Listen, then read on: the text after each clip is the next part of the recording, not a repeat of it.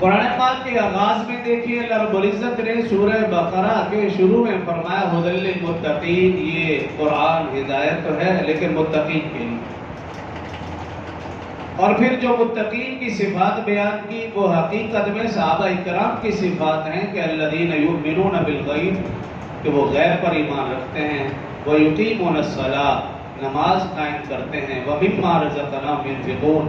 اللہ کا دیا ہوا مال اللہ کی راہ میں خرچ کرتے ہیں، والذین یؤمنون بما انزل الیک، اور جو قرآن نازل ہوا اس پر ایمان لاتے ہیں، وما انزل من قبلک، اور آپ سے پہلے جو تورات زبور انجیل نازل ہیں ان پر بھی ایمان لاتے ہیں، وبالآخرۃ ھم یوقنون، اور آخرت پر یقین رکھتے ہیں۔ آگے اللہ نے فرمایا اولئک علی ھدی من ربہم، یہی لوگ اللہ کی طرف سے ہدایت پر ہیں، واولئک ھم المفلحون، اور یہی لوگ فلاح پانے والے ہیں۔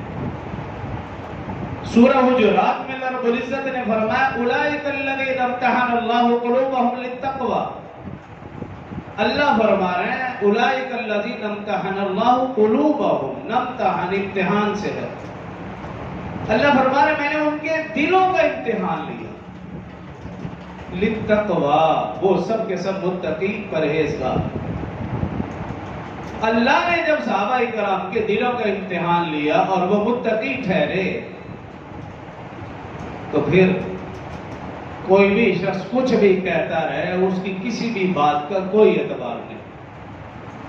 اور پھر اللہ نے قرآن میں انہیں تمغے عطا فرمائے، کبھی فرمایا اولئک ھم المتقون، یہی متقی ہیں،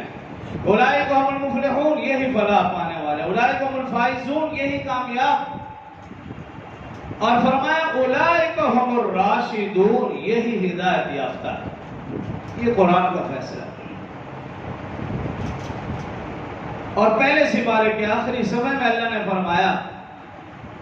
فَإِنْ آمَنُوا بِمِثْلِ مَا آمَنْتُمْ بِهِ فَقَدِ اهْتَدَوْا، اللہ نے صحابہ اکرام کو معیار ایمان قرار دیا۔ اور امت کے لیے حکم کیا فرمایا فَإِنْ آمَنُوا بِمِثْلِ مَا آمَنْتُمْ بِهِ،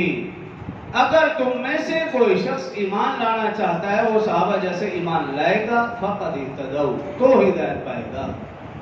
فَإِنْ تَوَلَّوْا، اور اگر وہ صحابہ سے منہ پھیرے،